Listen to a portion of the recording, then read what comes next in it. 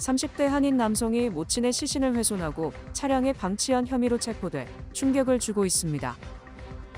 네바다 라스베가스에서 테슬라 차량 여러 대를 향해 화염병을 던지고 총격을 가한 30대 한인 남성이 체포됐습니다. 뉴욕시의 대표적인 난민 임시수용 쉘터인 루즈벨트 호텔이 폐쇄를 앞두고 거의 모든 직원을 해고한다고 최근 통보했습니다. 뉴욕시경이 시티바이크를 타고 맨해튼에서 헤드폰을 절도한 4명의 용의자를 공개 수배했습니다. 모두가 누릴 수 있는 권리, 바로 아름다움입니다. 키스는 누구나 더 쉽고 당당하게 자신의 아름다움을 즐길 수 있는 세상을 꿈꿉니다.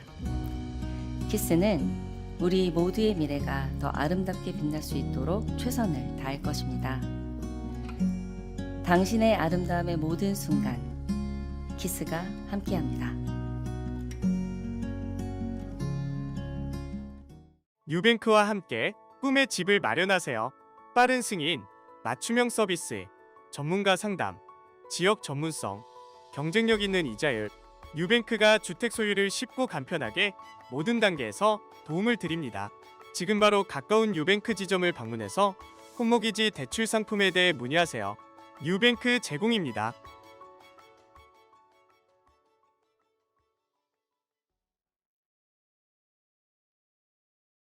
30대 한인 남성이 모친의 시신을 훼손하고 차량에 방치한 혐의로 체포돼 충격을 주고 있습니다. 펜실베이니아주 랭캐스터 카운티 검찰청과 북랭캐스터 카운티 리저널 경찰국은 케빈 안 씨를 시신 훼손 혐의로 체포했다고 26일 밝혔습니다. 피해자는 안 씨의 모친으로 지난 24일 차량 뒷좌석에서 숨진 채 발견됐습니다. 발견 당시 시신은 옷과 가정용품 등으로 덮여 있었습니다. 경찰은 차량 내 쪽지를 발견했습니다. 이 쪽지에는 어머니가 차 안에 있다. 죄송하다. 장례는 꼭 치러달라. 뇌가 망가졌다.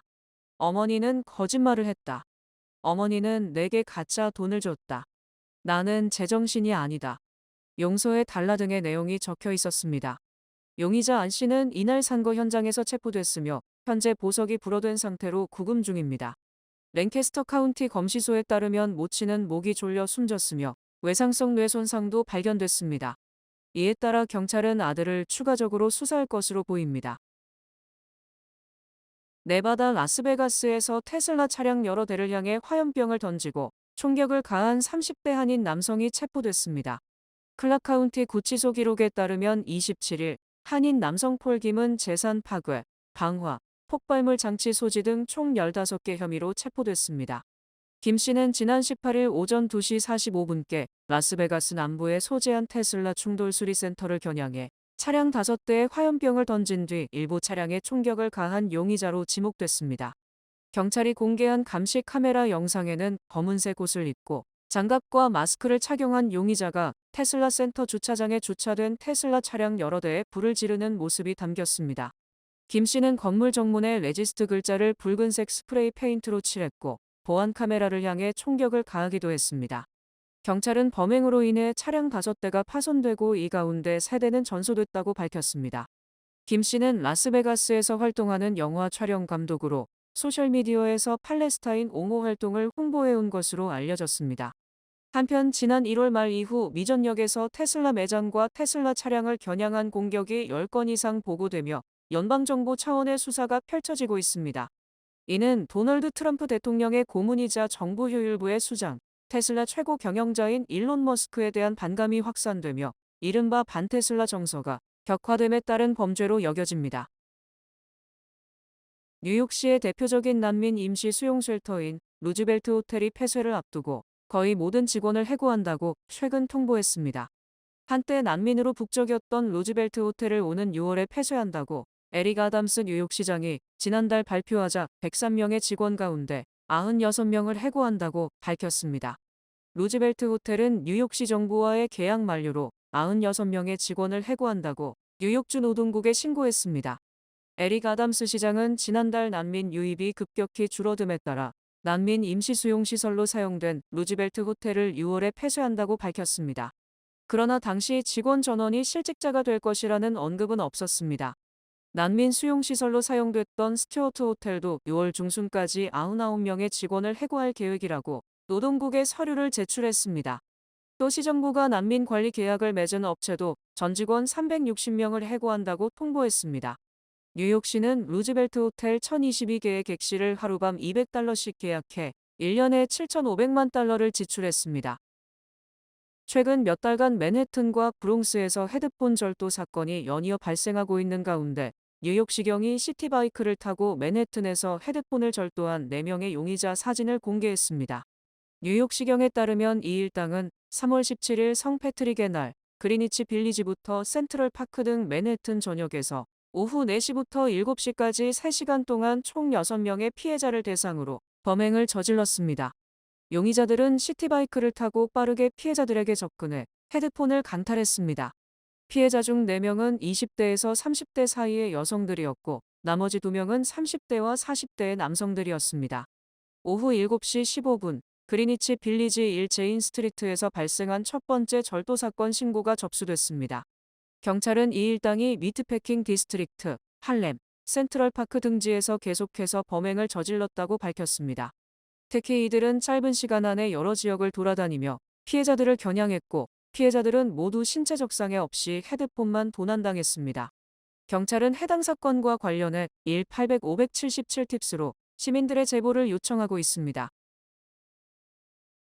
트럼프 행정부가 미 대학가에서 반이스라엘 활동을 펼친 학생들 가운데 300명 이상의 비자를 취소했습니다. 마르코 루비오 연방 국무장관은 27일 기자회견에서 대학가 반이스라엘 시위와 관련해 비자가 취소된 사람 수에 대한 질문에 현재까지 아마도 300명이 넘을지 모른다고 답했습니다. 루비오 장관은 이들을 미치광이라고 표현했습니다. 도널드 트럼프 행정부는 일부 대학을 겨냥해 유학생 입학을 차단하는 방안을 검토 중인 것으로 전해졌습니다. 루비오 장관은 세계 모든 나라는 누구를 받아들이고 누구를 거부할지에 대해 결정할 권리가 있다며 대학들을 파손하고 학생들을 괴롭히고 건물들을 점거하는 행위에 참여한 사람들에게는 비자를 내주지 않을 것이라고 밝혔습니다. 최근 트럼프 행정부는 무장정파 하마스를 지지하는 학생이 너무 많은 곳이라고 판단할 경우 특정 대학에서 외국인 학생을 받는 것을 차단하는 방법을 논의하고 있는 것으로 알려졌습니다. 대학이나 교육기관이 학생, 직업교육 비자를 발급해 줄 수 있는 유학생, 교환학생 인증 프로그램을 승인해 주지 않는 방법으로 특정 대학의 유학생 입학을 원천 차단하겠다는 설명입니다. 트럼프 행정부는 외국인 학생이 있는 모든 교육기관을 검토할 것이라며 한 교육기관에서 너무 많은 문제가 있다면 인증을 취소할 것으로 보입니다. 대대적인 구조조정을 예고한 도널드 트럼프 대통령의 취임으로 연방정부 곳곳에 해고 칼바람이 부는 가운데 각 정부기관별로 구체적 감원 목표치를 명시한 백악관 내부 문건이 유출돼 눈길을 끌고 있습니다. 워싱턴 포스트가 입수해 27일 보도한 백악관 내부 문건에 따르면 트럼프 행정부는 정부 기관별로 직원을 최소 8%에서 최대 50%까지 감축하는 방안을 준비 중입니다. 워싱턴 포스트에 따르면 해당 문건은 트럼프 대통령이 각 기관에 제출하라고 지시한 인원 감축 계획을 취합한 것으로 구체적인 수치는 아직 대중에 공개된 적이 없습니다. 문건에는 22개 정부기관의 감원 목표치가 담겼으나 일부 부처나 분야에 대해선 정보가 빠져있는 부분도 있다고 워싱턴 포스트는 전했습니다. 감원 비율이 높은 기관 중 하나인 주택도시개발부는 현재 8,300명인 직원의 거의 절반을 줄일 계획이며 내무부는 원래 직원의 4분의 1을, 국세청은 약 3분의 1을 감원할 계획입니다. 또 법무부에서는 8%, 국립과학재단에서는 28%의 직원을 감축하며 상무부와 중소기업청은 각각 직원 30%와 43%를 감축한다는 계획이 잡혀 있습니다. 재무부는 직원 약 30%를 감축한다는 계획입니다. 이 문건에는 기관별 직원 감축을 통해 얻어질 것으로 보이는 정부의 비용 절감 예상 수치도 담겼습니다. 문건에 따르면 해고를 통해 교육부는 예산 약 61억 달러를 절약할 수 있으며 법무부는 약 19억 달러를, 주택도시개발부는 약 12억 달러 이상을 절약할 것으로 보입니다. 해당 문건을 잘 아는 몇몇 소식통은 워싱턴 포스트의 감원 계획은 아직 유동적이며 문건의 최종적인 감원 비율이 반영된 것은 아니라고 강조했습니다. 도널드 트럼프 행정부에서 정보효율부 수장을 맡은 일론 머스크는 5월 말까지 1조 달러의 연방정부 비용 절감을 완료할 계획이라고 밝혔습니다. 머스크는 27일 폭스뉴스와의 인터뷰에서 트럼프 대통령의 임기가 시작된 지난 1월 20일부터 130일 이내에 정보 효율부가 1조 달러의 비용 절감을 이뤄낼 수 있다고 생각한다고 말했습니다. 그는 5월 말까지 해당 기간 내에 1조 달러의 비용을 줄이기 위해 필요한 대부분의 작업을 완료할 것이라며 현재 약 7조 달러에 달하는 연방 지출을 6조 달러로 줄일 수 있다고 덧붙였습니다. 1조 달러는 2024년에 미국이 국방을 제외한 모든 분야에 사용한 1조 8천억 달러의 예산 중 절반 이상을 차지합니다. 머스크는 연방정부의 임시 직원인 특별 공무원으로 연간 130일만 근무하게 돼 있습니다. 그는 2024 회계연도에 연방정부 지출 6조 7,500억 달러를 언급하고 이 중 15%를 삭감하기를 희망한다며 중요한 정부 서비스에 영향을 미치지 않고 이 정도 지출을 절감할 수 있다고 자신했습니다. 그는 이 작업이 성공하지 않으면 미국의 배는 가라앉을 것이라며 그래서 우리는 일을 하고 있다고 말했습니다. JD 벤스 부통령이 이끄는 대표단이 28일 도널드 트럼프 대통령이 꾸준히 합병 야욕을 보이고 있는 덴마크 자치령 그린란드를 방문했습니다. 벤스 부통령과 부인 오샤 여사와 함께 마이크 왈츠 백악관 국가안보보좌관, 크리스 라이트 에너지 장관, 마이클 리 상원의원 등이 그린란드 방문에 동행했습니다. 이번 대표단은 트럼프 2기 행정부 출범 이후 대표단 직위나 규모 면에서 최고위급으로 꾸려졌습니다. 이번 방문은 시작부터 첨예한 논란 속에 진행됐습니다.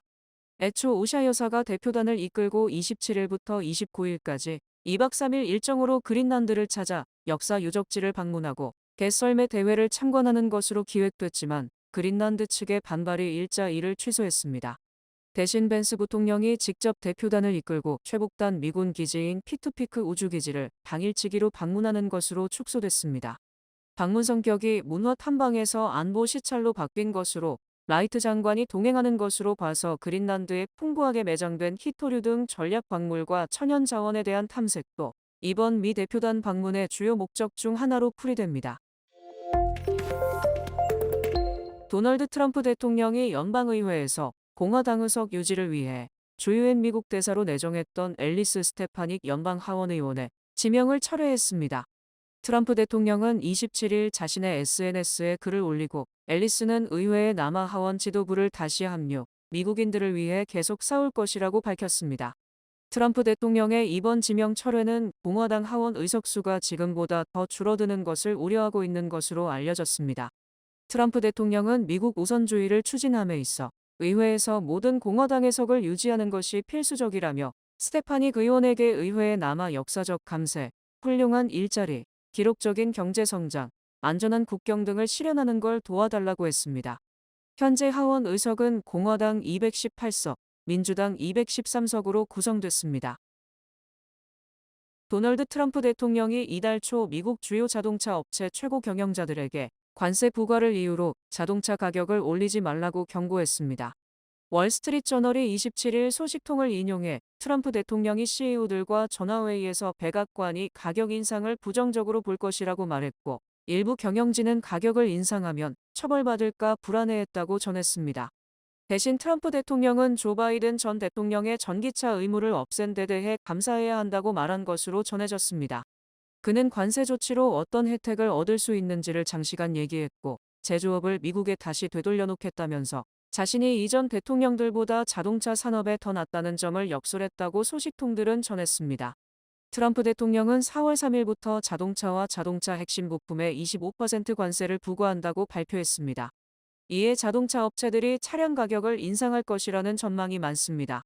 모건 스탠리 애널리스트들은 관세를 상쇄하기 위해 차량 가격이 11%에서 12% 오를 수 있다고 내다봤습니다. 플러싱 노던 160가에 위치한 세시봉 라이브 가라오케에서 가수 별빛나의 특별 공연이 한 달 동안 펼쳐집니다. 세시봉 라이브 가라오케는 따뜻한 봄을 맞아 흥을 돋우는 한국 가수 별빛나를 초청, 특별 공연을 펼친다고 밝혔습니다. 별빛나는 2021년에 데뷔한 가수로서 대박 인생, 당신은 내게 빠졌어를 발매, 활동하고 있습니다. 이번 공연은 3월 29일 토요일부터 4월 24일 목요일까지 4주간 진행되며 다양한 술, 안주와 함께 즐길 수 있습니다. 세시봉 라이브 가라오케는 누구나 부담 없이 친구, 연인들과 멋진 무대에서 춤추고 노래하는 좋은 시간을 보낼 수 있는 기회가 될 것이라고 전했습니다. 뱅크 오브 호프가 드리는 경쟁력 있는 이자율의 12개월 정기 예금 상품, 가까운 뱅크 오브 호프 지점에서 만나보세요. 이 프로그램은 희망을 설계하는 전문가들의 은행, 뱅크 오브 호프 제공입니다. 주요 단신 전해드립니다. CBB은행은 26일 연방준비제도와 뉴저지 금융감독국으로부터 뉴저지주 포트리 지점 개설을 위한 모든 승인을 취득해 오는 5월 초 본격적인 영업에 들어갈 예정입니다. 상무부는 지난해 4분기 미국의 국내 총생산 증가율이 잠정치 대비 0.1%포인트 상향 조정된 2.4%로 집계됐다고 발표했습니다. 일본의 한 연구기관의 분석에 따르면 50년 뒤 한국의 1인당 실질 국내 총생산은 5만 달러가량 상승해 세계 21위가 될 것으로 전망됩니다. 3억 4,400만 달러 잭팟이 걸린 25일 메가밀리언스 복권 추첨에서 지난 1월 17일 이후 19번째 추첨 만에 1등 당첨자가 나왔습니다. 러시아 관광객 45명을 태운 신드바드 잠수함이 홍해 휴양도시 후르가다 연안에서 침몰해 6명이 사망했으며 이집트 당국은 구체적인 사고 경위를 조사하고 있습니다. 노동부는 지난주 신규 실업수당 청구 건수가 22만 4천 건으로 한 주 전보다 1천 건 감소했다고 밝혔습니다. 남미 갱단 MS-13의 3대 리더 중 한 명인 엘살바도르 출신의 불법 체류자가 총기 소지 혐의로 버지니아에서 체포됐습니다. 조 바이든 대통령 집권기인 2022년 ATF가 만든 유령 총이라고 통칭되는 총기 조립 키트의 구매를 규제하는 법령이 합법이라고 확인하는 결정을 연방대법원이 26일 내렸습니다. 날씨 전해드립니다. 토요일인 내일은 대체로 흐리겠습니다. 낮 최고 기온은 79도, 최저 기온은 49도입니다. 해 뜨는 시간은 6시 45분, 해지는 시간은 7시 17분입니다. 이상으로 주간 날씨와 세계 날씨 전해드립니다.